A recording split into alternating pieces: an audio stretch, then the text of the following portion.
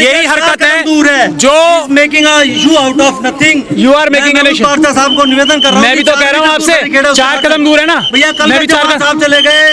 हाँ सब चले गए। मैं अम्बेडकरवादी हूँ, यही कह रहे हैं ना। मैं अम्बेडकरवादी हूँ, मैं अम्बेडकरवादी हूँ।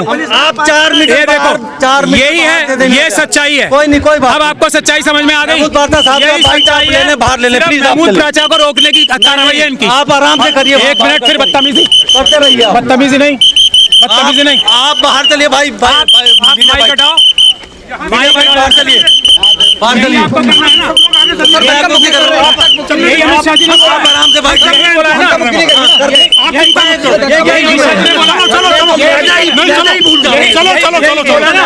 चलो यार, चलो। हम तो नाम कर रहे हैं। और ये आराम से दीजिए, आराम से दीजिए प्लीज। इसके बाहर हो जाए। चलो भाई, चलो चलो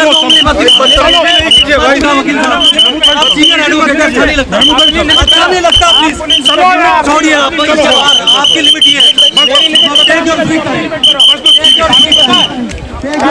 चलो चलो ये किसी और का मत समझना। चलो यार, चलो। किसी और को नहीं समझना है तुम। मैं बता रहा हूँ किसी और को मत समझना। चलो भाई, ये कोई और नहीं है। चलो।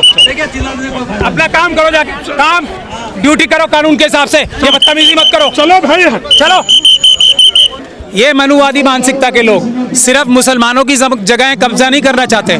अभी आप लोग नहीं देख रहे क्या बुद्ध विहार महाविहार में क्या हो रहा है? नहीं देख रहे आप लोग?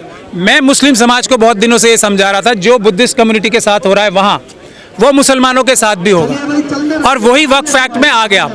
अब बुनियादी बात यह है कि अब हम लोगों को अपने डिफरेंसेस भुला के इस मसले पे साथ होना है। पहले तो मुसलमानों को आपस में साथ होना है, चाहे वो कोई भी हो। मैं किसी की बुराई करता हूँ, कोई मेरी बुराई करता है, लेकिन अगर वो ईमानदारी से कुर्बानी देने के लिए सड़कों पे आना चाहते हैं तो मैंने पहले भी कहा था, अब भी कह रहा हूँ, यही हमारी इख्तिलाफ है कि सड़कों पे आए बगैर, वरना मेरे से किसी का इख्तिलाफ नहीं है। कोई भी हो, चाहे वो अगर सड़कों पे आएंगे संविधान बचाने के लिए, देश के सभी मजलूमों को बचाने के लिए, तो हर व्यक्ति का फर्ज है वो फर्ज निभाने में आ जाया हूँ। यहाँ पे आगे मैं भी बता रहा हूँ, SC ST मुस्लिम सिख क्रिश्चियन बौद्ध, इन सब लोगों को इकट्ठा होके हमें एक कानून बनवाना पड़ेगा। मैंने पब्लिक डोमेन में 16 पॉइंट बना के डाल रखे हैं कि कैसा वक्फ एक्ट होना चाहिए।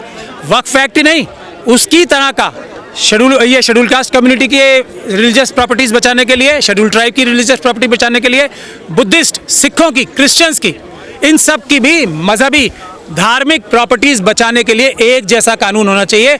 वो हमने पब्लिक डोमेन में डाल रखा है। जब तक वो नहीं मिलेगा ये आंदोलन चलेगा, इससे बड़ा होगा।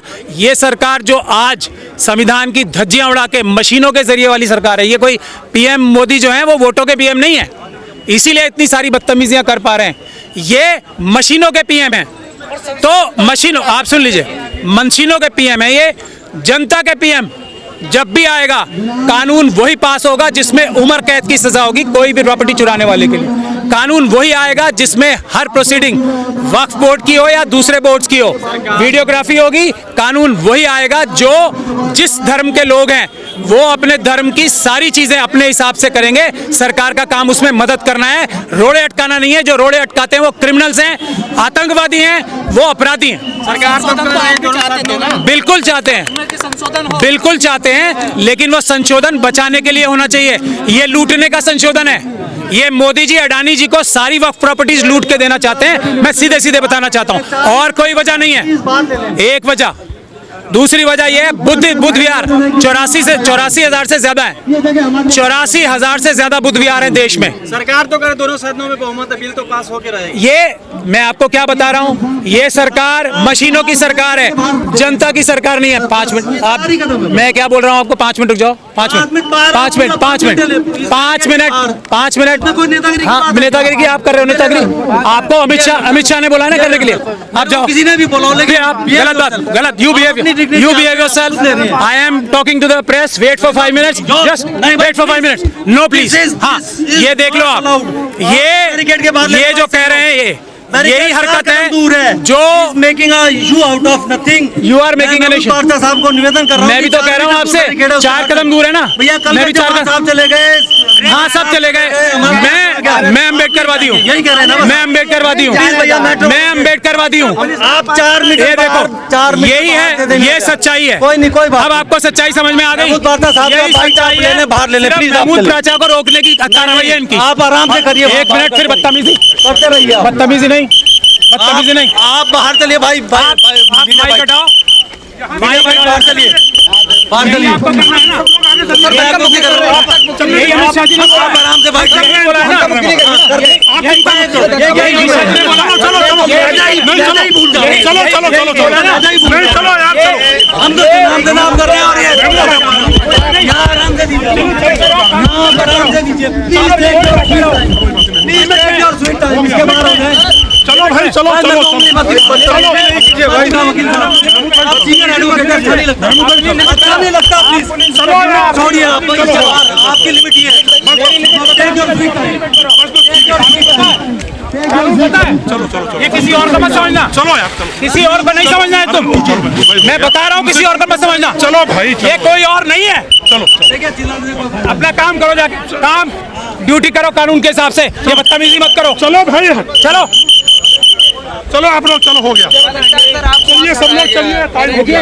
यार सिर्फ अम्बेडकरवादियों का है, किसी को डर नहीं है। अब सिर्फ मैं क्या बात करता हूँ, बुद्धिस्ट समाज को, क्रिश्चियन समाज को और हर एक समाज को मिलकर लड़ाई लड़नी है, क्योंकि ये हर एक समाज के ऊपर हमला है। इसी बात से आरएसएस और बीजेपी को तकलीफ है। दिल्ली में और कहाँ चल रही है क्या? दिल्ली में नहीं, पूरे देश में मोदी सरकार जो है ये मशीनों की सरकार है। ये जनता के वोटों की सरकार है ही नहीं। बुनियादी बात यह है, जब तक आप लोग ये नहीं समझोगे। जनता की बात क्यों नहीं सुनना चाहते? क्योंकि ये जनता के वोटों से नहीं जीतते, ये बेईमानी के वोटों से, मशीनों द्वारा चुराए गए वोटों से जीतते। इसलिए किससे नहीं डरते? ना ये शेड्यूल कास्ट कम्युनिटी से डरते, ना शेड्यूल ट्राइब से डरते, ना ओबीसी से डरते, ना ये मुस्लिम सिख क्रिश्चियन बहुत से डरते। किसी से नहीं डरते ये, ना गरीब से, ना किसान से, किसी से क्यों नहीं डरते? क्योंकि ये मशीनों की सरकार है। आप इनको वोट देके हटा नहीं सकते। लेकिन मैं आज इसलिए आया हूं कि ये एक अच्छी शुरुआत है और इसमें सबको एक साथ रहना है। अमित शाह जी को देखा, सब कर रहे, कुछ नहीं है। अमित शाह जी को तकलीफ किससे है? मुझसे। क्यों? क्योंकि मैं इनका तोड़ जानता हूं। मैं जानता हूं कि ये मशीनों की सरकार है। मैं अच्छे से जानता हूं कि मैंने 16 पॉइंट का वक्फ एक्ट दिया है। वक्फ एक्ट वही लागू होगा। ये अम्बेडकरवादी का कॉल है, ये एक सच्चे मुसलमान का कॉल है। और यही 16 पॉइंट जिसमें उम्र कैद की सजा है वक्फ की प्रॉपर्टी चुराने के लिए, जिसमें सारी प्रोसीडिंग, एक मिनट सुन लो, वीडियोग्राफी होगी वक्फ की सारी, जिसमें जितने किसी ने वक्फ की प्रॉपर्टी चुरा रखी है, कोई भी हो, चाहे मैं खुद क्यों ना हूं, वो सब जेल जाएंगे, उम्र कैद होगी। यही है, इसी चीज को इंप्लीमेंट होगा। आज नहीं तो कल होगा ही। हम इससे डरने वाले नहीं हैं। हम जल्दी प्रेस कॉन्फ्रेंस करके ये जो कार्रवाई हो रही है उसमें अपनी कार्रवाई भी बताएंगे। आप बात कर रहे थे लेकिन आपको बात नहीं करने दी। सर आज जंतर मंतर पर एक बड़ा धरना हुआ है वक्फ बोर्ड को लेकर, क्या कहना है सर इस पर? देखिए, देर आए दुरुस्त आए, अच्छी शुरुआत है।